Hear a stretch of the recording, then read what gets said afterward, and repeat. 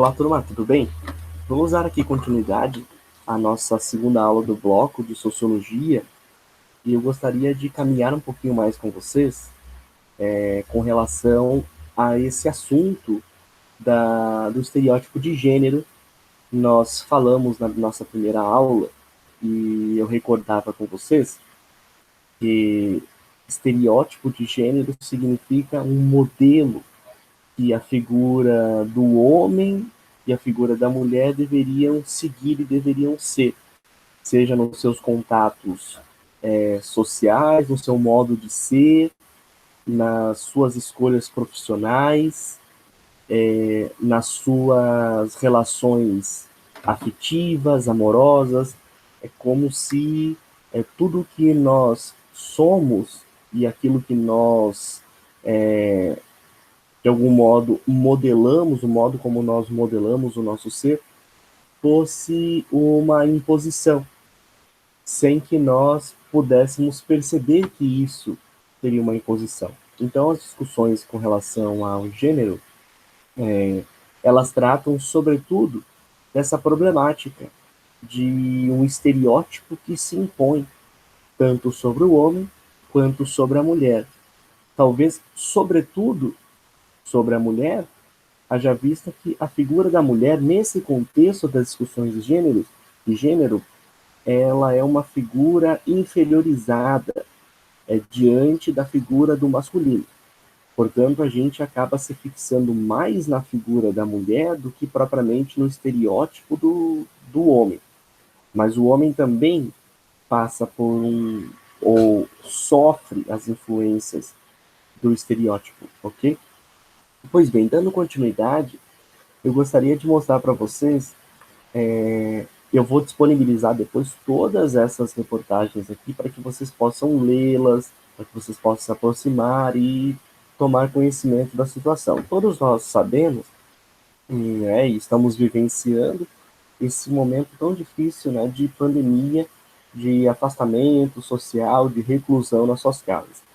Um fato muito interessante que desperta muito a nossa atenção e para nós nesse momento é muito válido enquanto ciência, enquanto sociologia, enquanto reflexão de gênero, o fato de que nesse isolamento social aumentou, e aí é isso que eu gostaria de mostrar para vocês nessas várias reportagens. Nós não vamos esmiuçá-las, mas eu vou apresentar ao menos o título para vocês. Aumentou consideravelmente a violência contra a mulher. Vocês observarem essa reportagem de São Paulo, da Agência Brasil, violência contra a mulher aumenta 44,9% durante pandemia. Mulheres enfrentam dificuldades para prestar queixa, alerta FBSP. Vejam, diante da pandemia e diante daquilo que é inevitável, ou seja, a necessidade do isolamento social para muitas pessoas, as mulheres que já sofriam violência passaram a ficar mais em casa e os homens também. O que significa dizer que essas mulheres que já sofriam violência, eventualmente quando se encontravam com o seu parceiro na volta para casa do trabalho, etc. À medida em que eles ficam em casa, os dois, porque o isolamento os força a isso, percebeu-se um aumento da violência.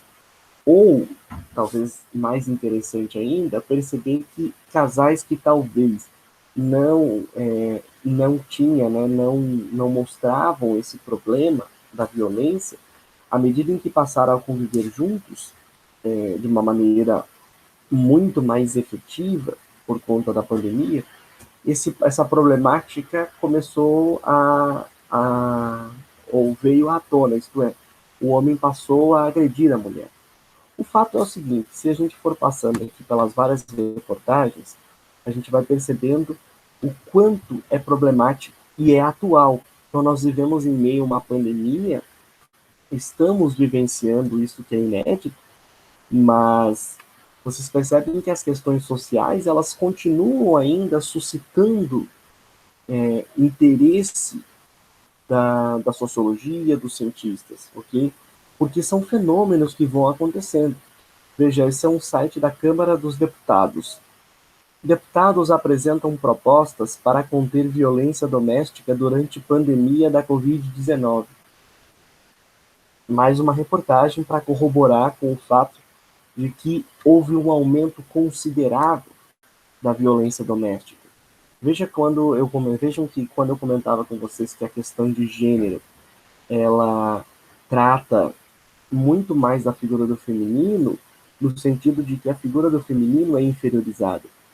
Mas o homem, por exemplo, o próprio homem que agride, ele está dentro de um estereótipo que talvez ele mesmo tenha incorporado, que ele, enquanto homem, enquanto masculino, ele pode tudo sobre o feminino. O que, na verdade, é um grande equívoco. E a gente está falando aqui de um crime, uma violência passível, e que deve ser, à medida das investigações, deve ser punido.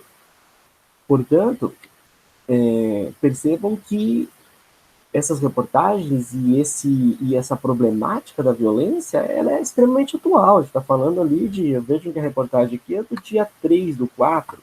Estamos falando do comecinho do mês, ok? Outra reportagem aqui, veja, das Nações Unidas do Brasil. Relatório da ONU recebe informações sobre violência contra mulheres durante crise de Covid-19. Uma outra reportagem aqui, com a mesma tonalidade. Violência contra a mulher aumenta durante quarentena da Covid. Segundo ONGs de proteção à mulher, denúncias de vítimas e testemunhas aumentaram 3 vezes desde o início da quarentena, implantada por conta do novo coronavírus. Outra reportagem aqui, da Associação Nacional dos Especialistas em Políticas Públicas e Gestão Governamental, ANESP, Covid-19 e violência doméstica, pandemia dupla para as mulheres. Depois eu disponibilizo esses links para vocês lá no Classroom. Eu peço que vocês, talvez se não leem todas, peguem uma, duas reportagens, 3 dentre essas, que mais chamam a atenção de vocês e leiam. É muito importante a gente estar a par dessas questões, ok? Outra reportagem aqui, que da ONU Mulheres no Brasil. Acabar com violência contra as mulheres no contexto do Covid-19. Né? Outra aqui, OMS, Organização Mundial da Saúde, fala sobre aumento de casos de violência doméstica durante a pandemia da Covid-19. E, por fim, uma outra reportagem que eu vou postar para vocês, chefe da ONU alerta para aumento da pandemia, da violência doméstica em meio à pandemia do coronavírus. Vejam, percebam aqui as inúmeras reportagens que tratam dessa problemática, para vocês perceberem como essa problemática de gênero, isto é, esses estereótipos que recaem sobre a mulher e recaem sobre o homem, na prática, fazem uma diferença e possibilitam a gente perceber como eles influenciam, isto é, esses estereótipos influenciam muito na vida das pessoas, ok? Quando eu me deparo com uma reportagem como essa, ou de reportagens como essas, que mostram um aumento da violência contra a mulher na pandemia, em meio ao isolamento social, eu percebo como esses estereótipos fazem diferença na vida prática das pessoas. Quer dizer, a gente os estuda de modo teórico, mas é sempre interessante perceber como esse movimento da teoria à prática ele acontece.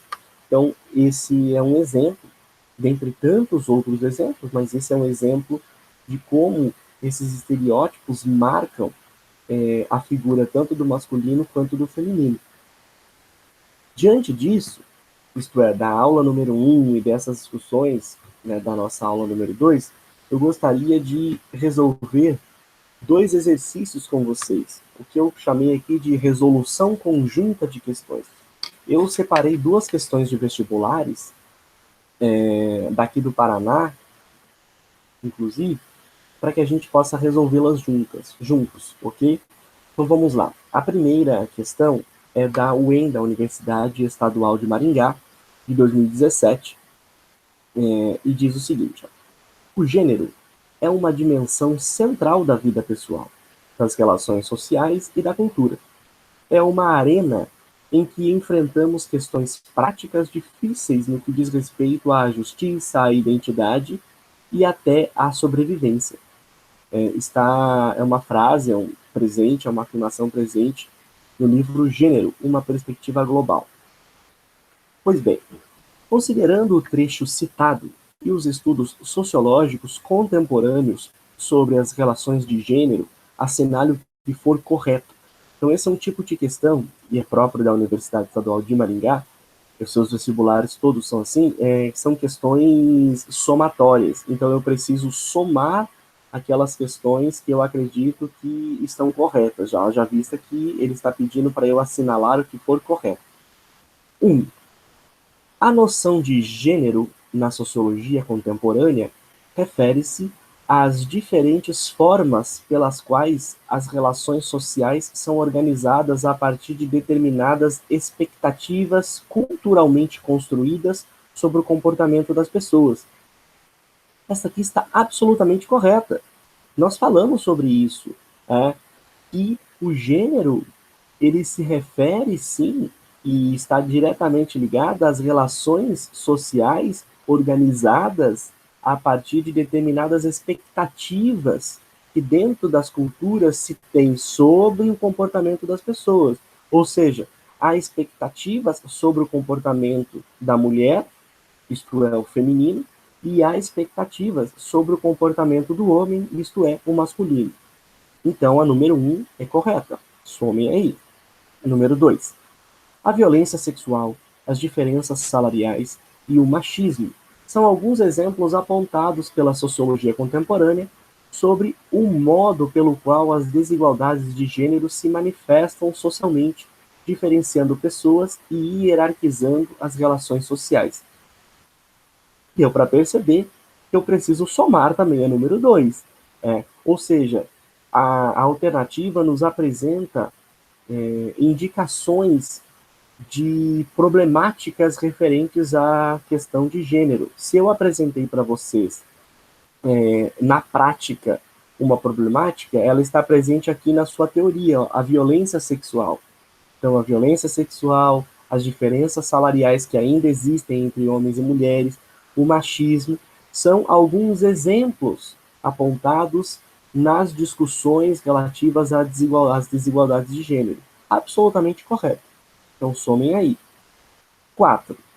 As teorias sociológicas feministas atuais são unânimes em afirmar que o sexo, assim como o corpo biológico, são fatos da natureza que o homem deve aceitar e preencher pessoalmente de significado. Vamos observar essa alternativa e vamos ver se ela está correta. Vamos reler pensando nas suas afirmações. As teorias sociológicas feministas atuais são unânimes. Já tome cuidado com isso, porque existem uma série de teorias sociológicas do campo do feminismo, ok? Uma série. Dizer que elas são unânimes já é muito problemático. Pois bem, continuando, são unânimes em afirmar que o sexo, assim como o corpo biológico, são fatos da natureza que o homem deve aceitar. O homem, isto é, pessoa. Deu para perceber que não só aí o fato de colocar todas as teorias com um pensamento só, isto é, dentro de uma unanimidade, está errado, mas dizer que todas essas teorias encaram o corpo biológico como um produto da natureza e que nós devemos aceitar, está absolutamente incorreta, equivocada. Nós estamos aqui afirmando reiteradamente que a figura da mulher e a figura do homem não devem ser estereotipadas. Isto é, a mulher ela pode escolher o que ela quer ser e como ela deve agir, dentro, obviamente, das perspectivas éticas de humanidade, mas não de estereotipização do feminino e masculino. E o homem também, ele pode escolher o que ele quer ser dentro das perspectivas éticas da humanidade, ok? Do respeito humano. Então, dizer que todas essas teorias aceitam o fato de que o corpo biológico é natural e isso deve se aceitar, é um grande equívoco dentro das teorias das questões de gênero. Portanto, essa número 4 está equivocada, está errada. Nós não somamos a número 4. Número 8. De acordo com as teorias sociais contemporâneas, as questões que envolvem desigualdades de gênero são exclusivas das mulheres. Por isso, os homens devem se retirar desse debate e deixar que elas resolvam seus problemas. Já deu para perceber, turma, que essa número 8 está absolutamente equivocada, ok? Em hipótese alguma, as questões ou as discussões que envolvem a desigualdade de gênero são exclusivas das mulheres. Teria um grande equívoco dizer isso. E dizer que os homens devem se retirar e as mulheres devem resolver isso sozinhas é, no mínimo, engraçado escutar ou ler uma afirmativa como essa. Significa dizer que está totalmente equivocada. Vamos para número 16. No pensamento sociológico contemporâneo, os estudos sobre as diferentes identidades de gênero expressam os modos plurais pelos quais as pessoas constroem a sua sexualidade e a si mesmas. Essa número 16, está correta. Vamos pensá-la juntos. No pensamento sociológico contemporâneo, os estudos sobre as diferentes identidades de gênero expressam os modos plurais, isto é, diversos, pelos quais as pessoas constroem a sua sexualidade e a si mesmas. O que significa dizer que estudos que apontam ou se interessam por identidade de gênero vão defender o fato de que nós vivemos numa pluralidade. Enquanto sociedade, nós somos uma sociedade plural. O que significa dizer que essa pluralidade também atinge as questões sexuais. Ou seja, se eu estou aqui tentando mostrar ou perceber que não é possível, não deveria se impor sobre nós estereótipos de gênero, significa dizer, por exemplo, que a sexualidade ela pode ser uma construção, isto é, aceitar relações homoafetivas é uma perspectiva de uma construção da sexualidade. Ou seja, a mulher, nesses termos, não nasceu para casar com o homem, e nem o homem nasceu para casar com a mulher. A mulher, por exemplo, ela pode ficar solteira. Assim como o homem, é possível, dentro dessa construção, pensar que relações homoafetivas são possíveis e são tão naturais quanto relações heteroafetivas. Ou seja, a número 16 está absolutamente correta. Então, nós temos aqui como somatória a número 1, a número 2 e a número 16. Aqui está o nosso gabarito. 19 é a nossa somatória correta, ok? Caso alguém ainda tenha alguma dúvida sobre algum ponto dessas afirmativas, depois que eu postar o material lá no Classroom, escreva lá para mim, escreva lá quais são as suas dúvidas, ou se você não concorda com determinado ponto, expresse lá também a sua opinião. Isso vai ser bem interessante para que, quem sabe, a gente possa observar visões diferentes ou de compartilhamento da turma, ok? Vamos a uma segunda questão. Essa é da UniOeste, da Universidade do Oeste do Paraná, de 2016. Vejam só. No dia 22 de junho de 2015, a Assembleia Legislativa do Paraná, dos Deputados do Paraná, colocou como pauta de discussão o debate sobre a ideologia de gênero nas escolas do Paraná. Sabe-se que o conceito de gênero é fundamental para a compreensão das desigualdades entre os homens e mulheres e coloca em xeque as atribuições relacionais que a sociedade constrói para homens e mulheres. Atribuições relacionais significa estereótipos de gênero, estereótipos de como o homem deve e como a mulher devem se relacionar socialmente, ok? Dada a repercussão do tema e a relevância da temática, é correto afirmar sobre questões de gênero. O debate sobre gênero na educação interessa apenas interessa apenas aos homens e para as pessoas que só têm atração sexual por pessoas do sexo oposto. Deu para perceber que essa está definitivamente errada, né? Letra B. Nas concepções sobre gênero, o sexo biológico corresponde a uma identidade cultural que se mantém inalterada até o final da vida. Veja, dentro das discussões e concepções de gênero, por mais controversa que possa ser e por mais que possa gerar discussões problemáticas e um tanto quanto interessantes, diga-se de passagem, o sexo biológico não é uma identidade que se mantém inalterada. Pelo contrário, há correntes, há concepções que acreditam que mesmo a própria biologia, isto é, a figura biológica da mulher e a figura biológica do homem, não são capazes de determinar como a mulher deve se portar e como o homem deve se portar. Portanto, quando a questão diz assim, nas concepções sobre gênero, o sexo biológico corresponde a uma identidade cultural que se mantém inalterada. É errado, haja vista que a biologia, por mais que ela esteja dada, ela não é capaz de determinar o que a mulher deveria ser ou o que o homem deveria ser. Portanto, a letra B está errada. C. A identidade de gênero é determinada biologicamente e não pode ser modificada pela cultura, pelo meio social, pela educação, nem por todas as relações sociais que fazem parte da vida dos indivíduos. Está absolutamente errada esta. Olha só o início da frase.